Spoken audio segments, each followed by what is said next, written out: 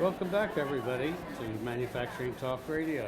We're here today at Women in Manufacturing, the WiM Summit in Minneapolis, Minnesota.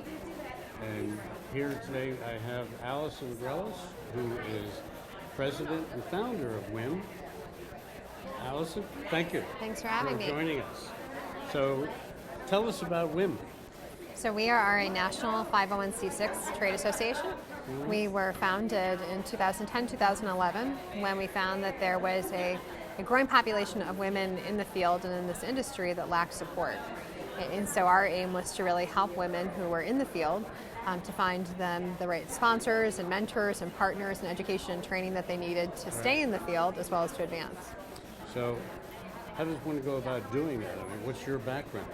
My background is not in manufacturing, but I did grow up in a manufacturing family. So my father, he was listened well. I did. I observed a lot of it and was very exposed to it early on. So my father worked for Firestone Tire and Rubber, and we were from upstate New York, and he got transferred with them from Rochester to then Akron, Ohio, the tire rubber capital of the world, and so grew up there and getting exposed to kind of manufacturing careers and options and how rewarding and profitable of a career it can be.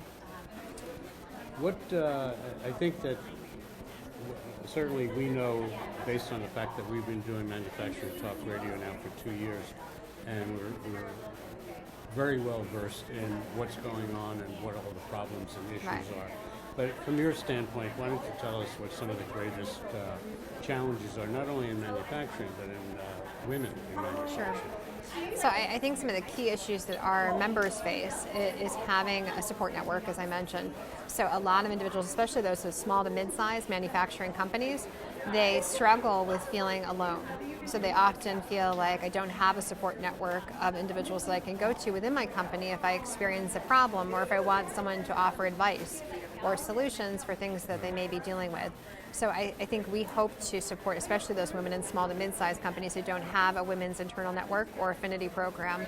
I think women also struggle too with having difficulty when it comes to some of the biases that are in manufacturing, because there's a present day even still a larger population of men in the industry. I think they often struggle with feeling like they have a community of individuals that they can really turn to.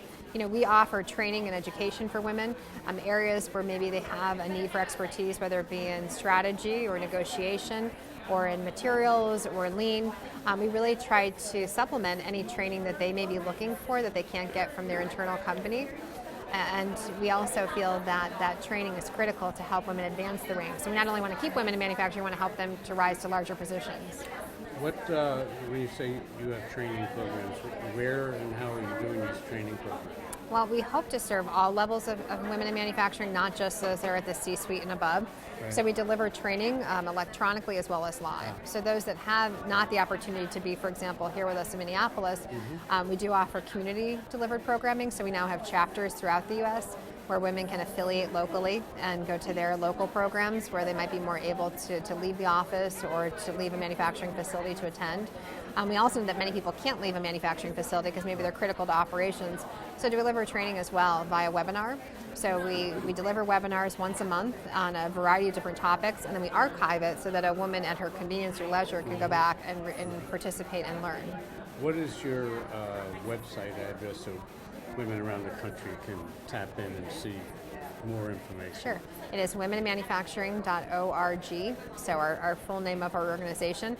There women can find information about membership and affiliation with us. There is information about our community chapters that we have. We have a job board that we've created just for women. So it's called WiM Works, and it's a place where women can post their resume. They can look to see what internship and apprenticeship and full-time and part-time placement opportunities are there. And we wanted to deliver a benefit to members. We know that many are looking for new opportunities, so we think that could be a great solution, as well as to companies who are looking for female talent. In the